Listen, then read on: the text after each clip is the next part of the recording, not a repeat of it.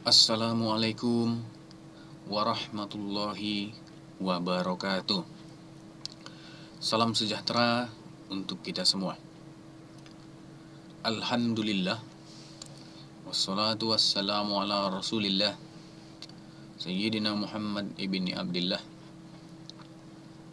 Ashhadu an la ilaha illallah wa anna Muhammadan abduhu wa rasuluh, la nabiyya ba'dah. Puja dan rasa syukur mari senantiasa kita panjatkan kehadirat Allah Subhanahu wa Ta'ala, yang mana sampai dengan hari ini beliau masih memberikan kita begitu banyak nikmat, antara lain nikmat kesehatan, begitu juga kesempatan, sehingga kita kembali bisa melanjutkan materi pembelajaran kita, yaitu masih dalam sistem daring. Kemudian solawat dan salam semoga tercurahkan kepada junjungan kita Nabi besar Muhammad Sallallahu Alaihi Wasallam dengan melafazkan Allahumma sholli ala Muhammad wa ala ali Muhammad. Semoga kita diberikan syafaat oleh beliau di hari kemudian nantinya. Baik, pada hari ini kita akan kembali melanjutkan materi pembelajaran masih dalam sistem daring, yaitu pada channel YouTube. Nantinya pembelajaran ini bisa kita akses yaitu di channel YouTube OSIS SMK Swasta Taruna Padang Sidempuan. Baik, anak-anak kami sekalian, pada pertemuan keempat ini, di sini kita akan membahas suatu materi baru, yaitu tentang teks eksplanasi, yaitu pada subjudul menganalisis teks eksplanasi pada pembelajaran bahasa Indonesia itu di kelas 11. Baik anak-anak kami, kita perhatikan.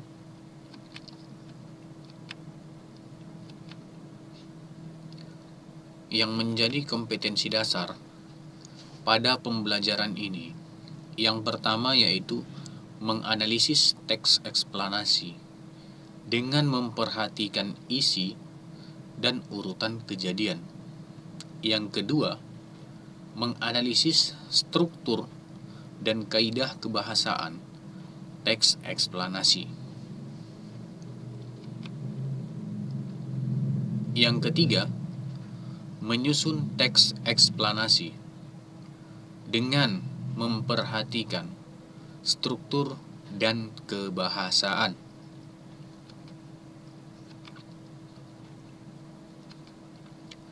Adapun tujuan pembelajaran pada pembelajaran teks eksplanasi berikut ialah yang pertama, menghayati dan mengamalkan materi teks eksplanasi sebagai bentuk penghayatan dan pengamalan ajaran agama yang dianutnya.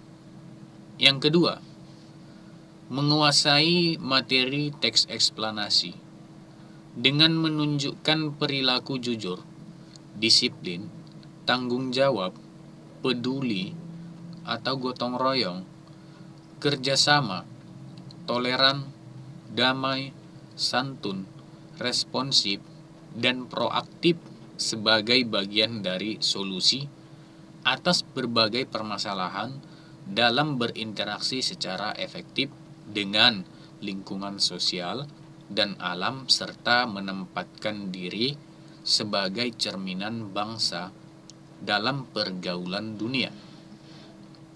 Tujuan pembelajaran yang ketiga, memahami, menerapkan, menganalisis pengetahuan faktual, konseptual, prosedural berdasarkan rasa ingin tahunya tentang ilmu pengetahuan, teknologi, seni budaya, dan humaniora dengan wawasan kemanusiaan, kebangsaan, kenegaraan, dan peradaban terkait penyebab fenomena dan kejadian, serta menerapkan pengetahuan prosedural pada bidang kajian materi, teks eksplanasi yang spesifik sesuai dengan bakat dan minatnya untuk memecahkan masalah. Tujuan pembelajaran yang keempat, mengolah, menalar, dan menyaji dalam ranah konkret dan ranah abstrak terkait dengan pengembangan dari materi eksplanasi yang dipelajari di sekolah secara mandiri dan mampu menggunakan metode sesuai kaidah keilmuan.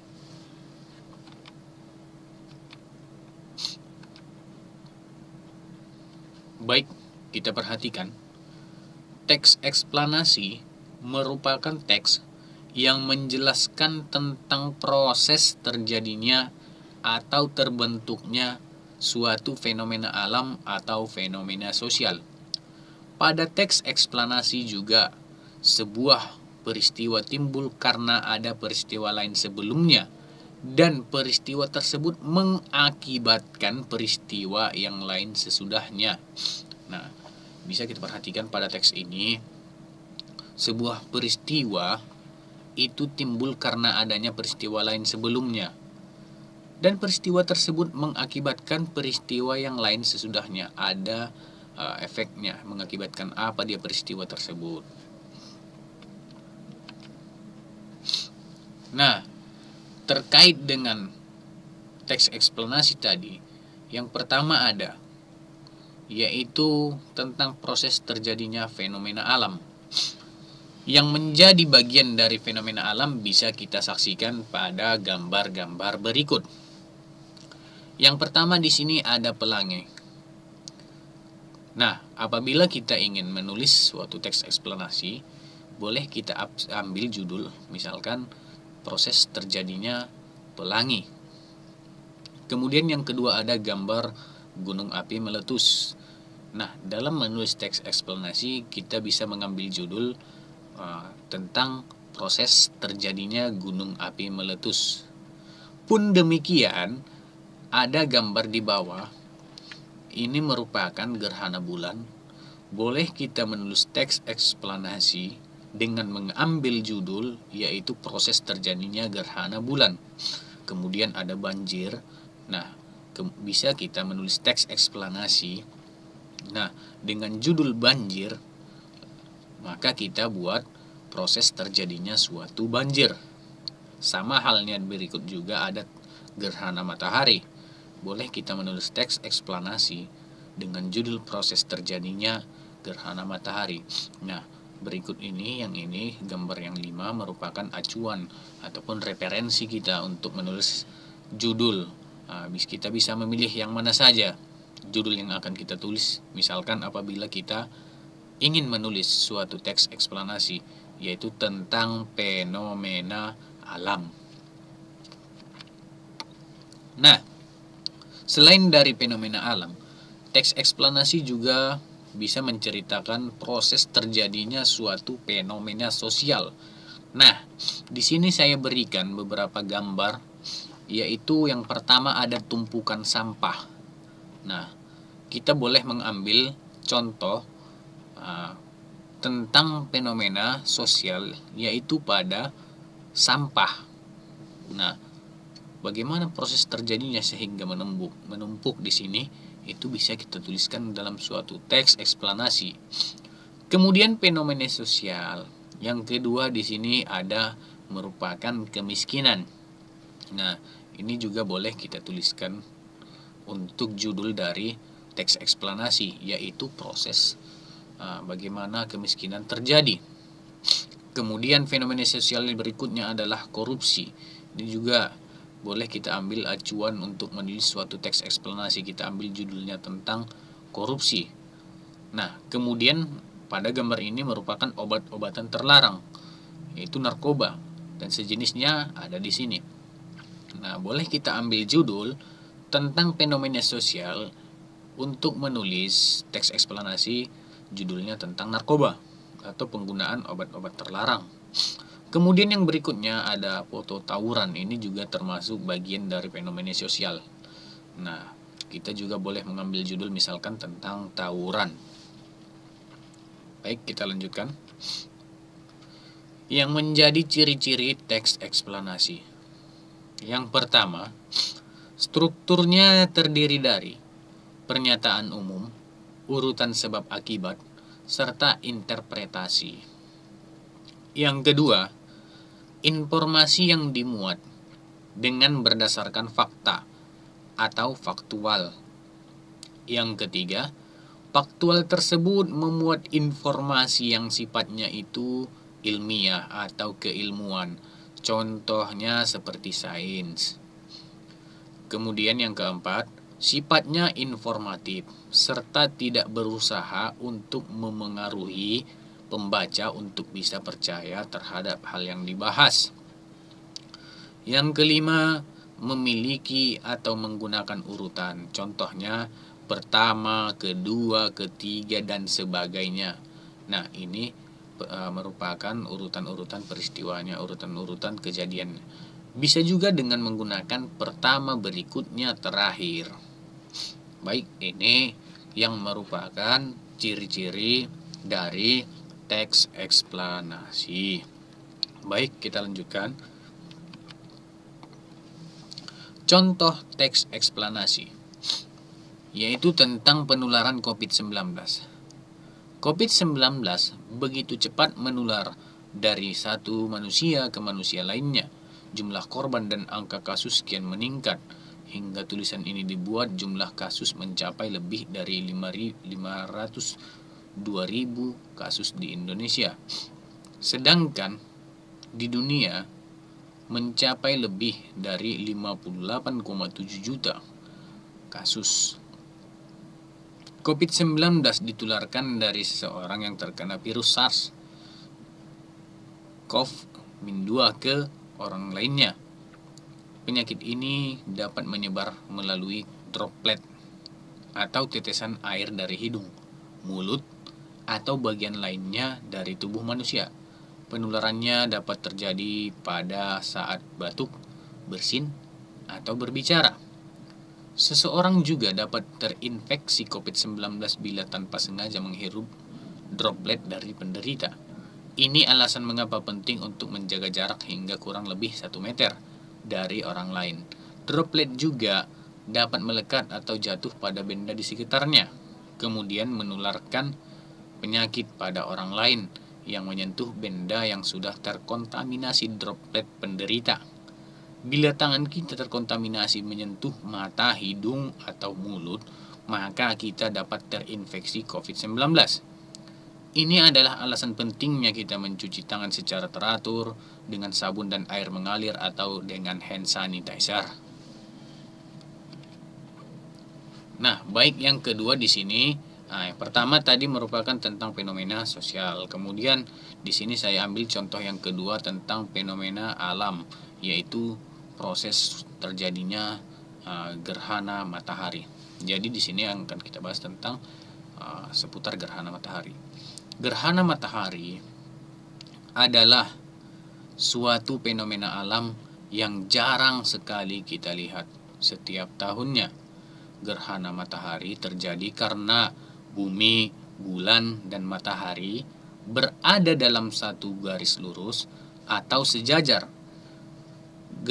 Peristiwa gerhana matahari terjadi akibat terhalangnya cahaya matahari yang menuju ke bumi, terhalang oleh bulan yang menjadikan matahari tampak gelap jika dilihat dari bumi.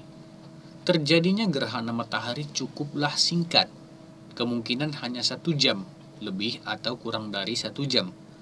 Berdasarkan peristiwa terjadinya gerhana matahari dibagi menjadi 2, yaitu gerhana matahari total dan gerhana matahari sebagian.